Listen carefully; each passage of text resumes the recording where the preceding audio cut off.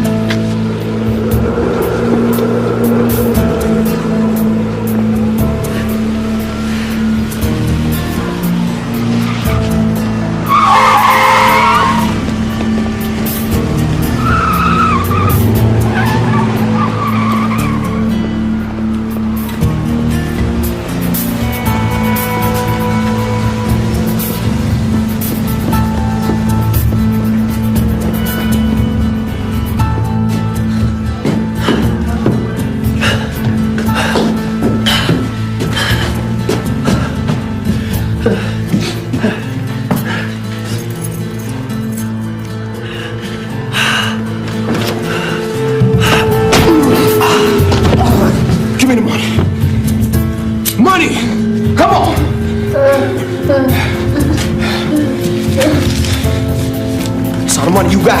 Yes. Take what you want. Just leave me alone. Keep your head down. Keep it down, you understand? Keep it down. All right. Keep it down.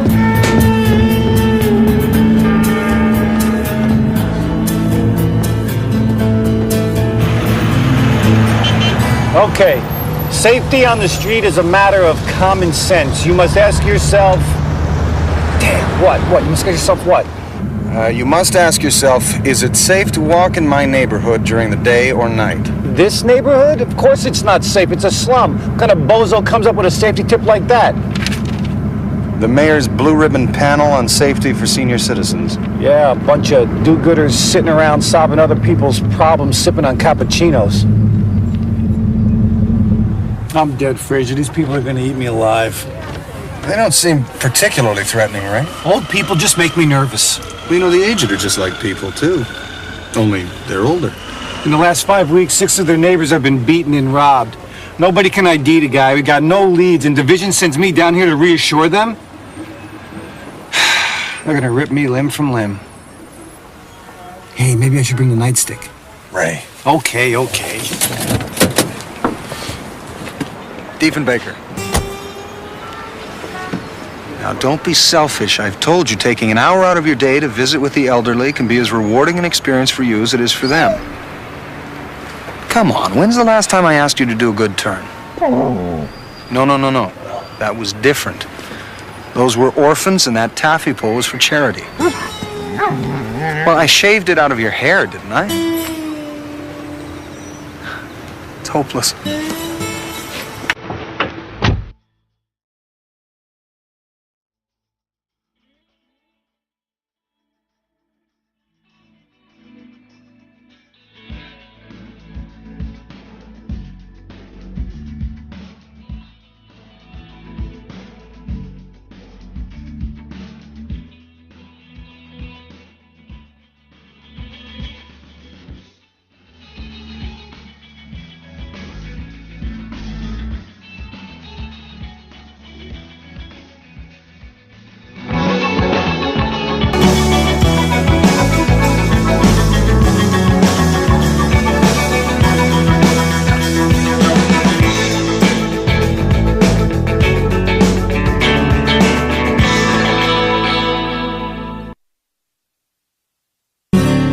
Step 6.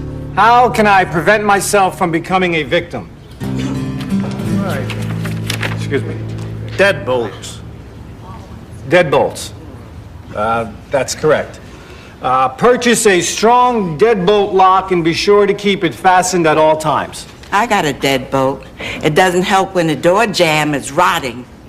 Yes, and windows. Make sure the windows are fastened with key lock mechanisms and that bars are installed on all the lower levels. Yeah, tell that to my landlord. And while you're at it, tell him to put in a hot water heater. Yes, sir. We appreciate your plumbing problems, but that's not what I'm here for. Then what are you here for? You sure didn't do nothing when that animal attacked my mother. I want to know what you people are going to do.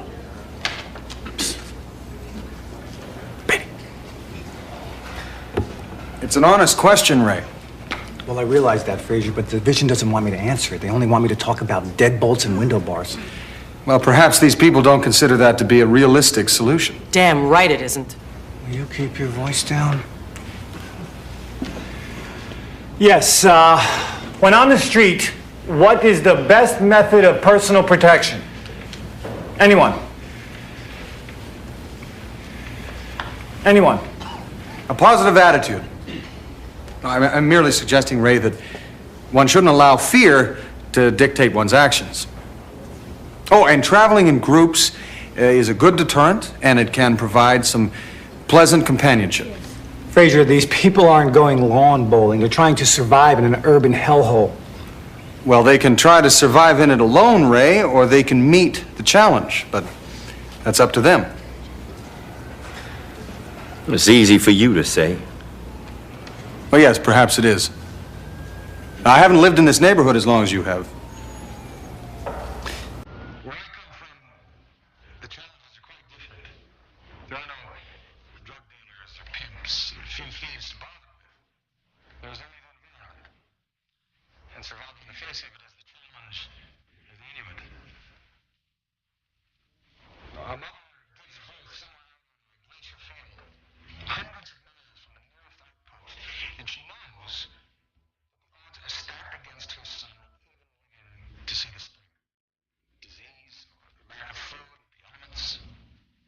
And even if they should survive, and if he should grow to be a boy, she knows very well that all he has to do is lose his footing on the smooth surface of a glacier, and that'll be that. In other words, she should know that her son. Why should she try?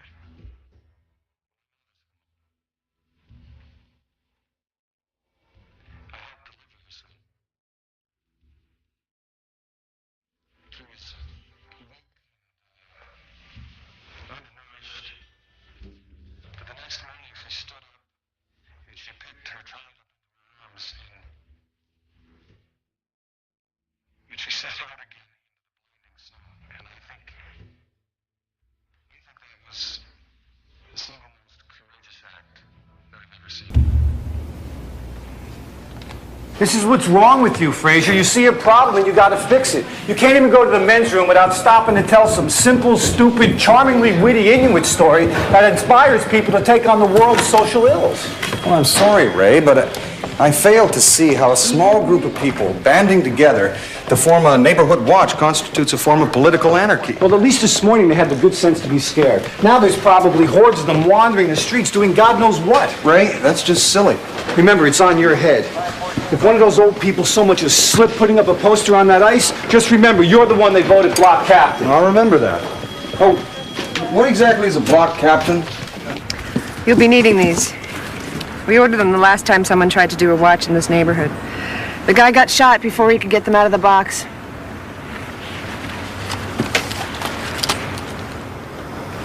So far, so good. Thank you, Mrs. Fisher, and Mr. Porter, thank you very kindly. Sure. Mr. Rubens, there you go. Can I keep it? No, sir, I'm afraid not. Do I get a badge? None appear to have been provided. How about a hat? That's nice. You mean? Yeah, your hat. Oh, well, What size is it? It was 1942, and Benny Goodman was playing his bit at the Orpheus. And I'm telling you, back at that time, I could really cut a rug. Would you like a taffy? Now, if anybody bothers you, you take this, you put it to your lips, and you blow as hard as you can. Elaine. You think you can do that? Good. You ready? On 3. 1, 2.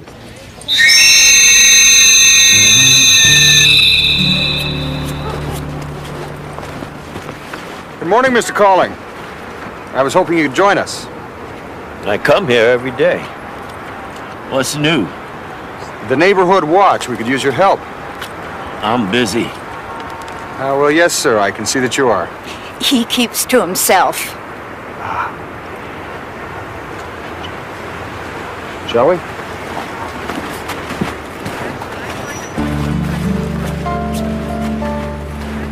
No! This is my post, 16th and Morgan. It's marked right here on the map. You're guarding my building? You twice cheated me, canasta? I didn't cheat you, old fool. You fell asleep and missed your turn. Well, the neighborhood's definitely in safe hands now. Well, they just need a little drilling, Ray. They'll get the hang of it. Yeah, right. What are you? Neighborhood watch meeting, Thursday night. Hope you'll join us. I've double-checked every statement. I've interviewed the neighbors. I've talked to every shopkeeper on the street. Nobody's seen this guy, and even those who did can't describe him. It's like the guy doesn't exist. Well, maybe he doesn't, Ray. At least not to the casual observer. He follows people through the neighborhood. He beats and robs them, yet nobody notices him. Apparently so, but we do know he's in a position to notice them. How else would he know his victims' movements well enough to know when to rob whom and when not to? Okay, so he notices them. They don't notice him, but he's here? He has to be. Edith, I'm on my way. Edith.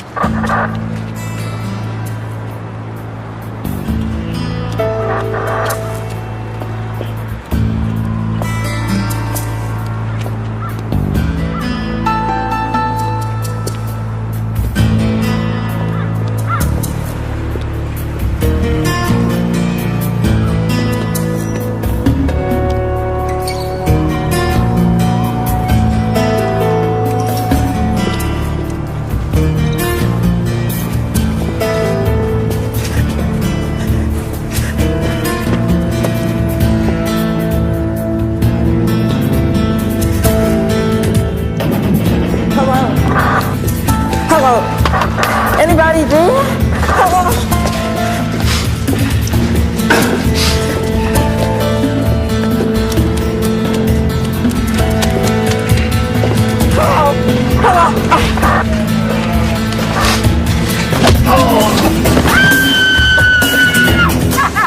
Hello? Who's there? Come in.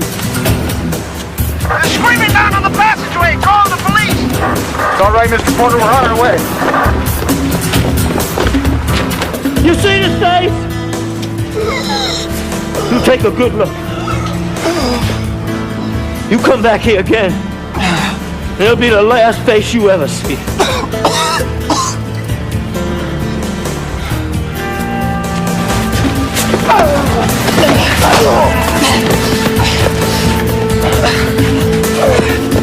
Mrs. Chaffee?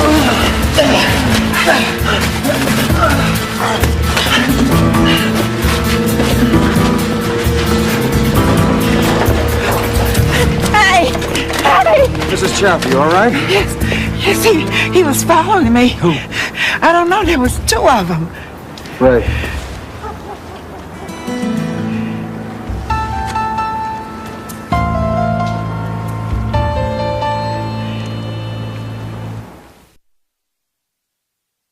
Now, the attacker, was he the smaller man or the bigger one? I don't know, by the time I looked, they were both running away. Okay, would it be safe to say that what you actually saw was two big blurs? Yes, I suppose it would. Well, thank you very much, Mrs. Chaffee. You've been a great help. No wonder he robs old people. Well, why Mrs. Chaffee? It's broad daylight. She's wearing a red vest and carrying a walkie-talkie. It's like mugging a bullseye. It doesn't make sense. Which is why he picked another victim. And where's the victim? Why did he run? Well, for the same reasons a lot of people don't hang around to report crimes. Either too intimidated or too embarrassed. Maybe. You got a weapon? I don't know, probably something big and blunt. Vecchio, you'll get my report in the morning. Come on. Great. We got witnesses, we got evidence, we still got nothing. What's this?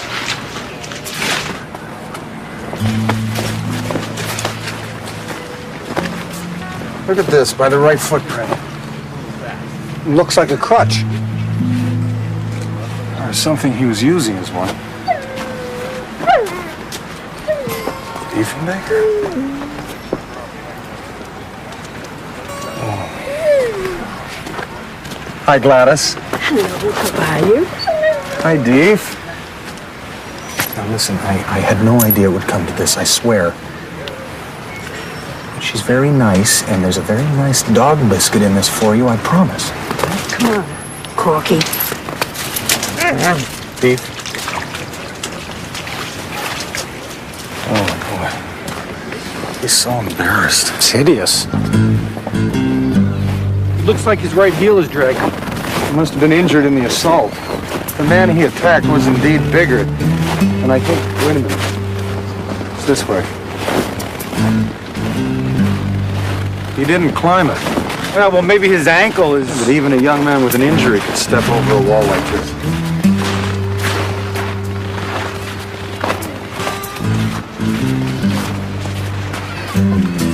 Okay, so he goes around the fence, he hits the sidewalk, and the prints disappear.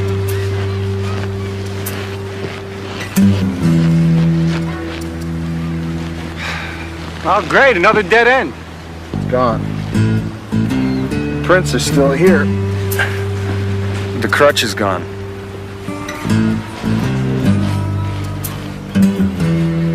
Maybe he pitched it. There. Oh no, Frazier, not another dumpster. I am not getting in a dumpster with you. Frazier, there is no way I'm getting into this dumpster with you. Don't even think about it, don't even suggest it. You know how many suits I've ruined frolicking in refuse for you? Here, check these. It's a waste of time. Half the stuff in there would qualify as a weapon. It'd have to be something concealable, probably under a coat. No, that's not it. No, that's not it. Aha, there it is. That's not blood, Ray. Oh, sure it is. It's red and it's sticky. Ugh. It's ketchup. Well, who sits in a dumpster and eats ketchup? Probably someone who likes French fries. Uh-oh. Come here, you little rugrat. Come here, kid. Where do you think you're going? Give me the bat. No. Come on. Now be a good kid and give the detective the bat. No, I found it. Get you home. Give it. No. Ray. You know, children are just like people, only smaller. All you have to do is reason with them. Now, son, that bat is important evidence in a criminal investigation, and we'd be most grateful if you'd cooperate. $100. I see. Ray. Okay, kid. Can you spell penitentiary? Let's try it together. P-E-N... Okay, here. Scram. Creep. I reasoned with him. Ray. Okay, I'm sorry, but I got the bat, and this is definitely not ketchup. But all the victims said the attacker used a knife. Now, why would you suddenly switch to a bat? Who cares? This is evidence, okay? We match up the blood type, we get lucky with a print, and we got ourselves a thief. I was wrong. No, you weren't wrong, Frazier. Come on, we got a crime and we got a weapon. I tracked the wrong man, Ray. The man with the bat is not the thief. Oh, come on, Frazier, don't do this to me. Oh, he wait up for me. He waited here. The snow melted and then refroze under his feet. An hour, maybe longer. You live to do this to me, don't you? No sooner do I find a piece of hard evidence that may actually put an actual criminal in jail. Well, I didn't say the man with the bat isn't a criminal, Ray. He just didn't commit the crimes you think he did. Oh, I see. I bet you it's that hero thing. One flub and you think you have to overcompensate. Now, look at these footprints.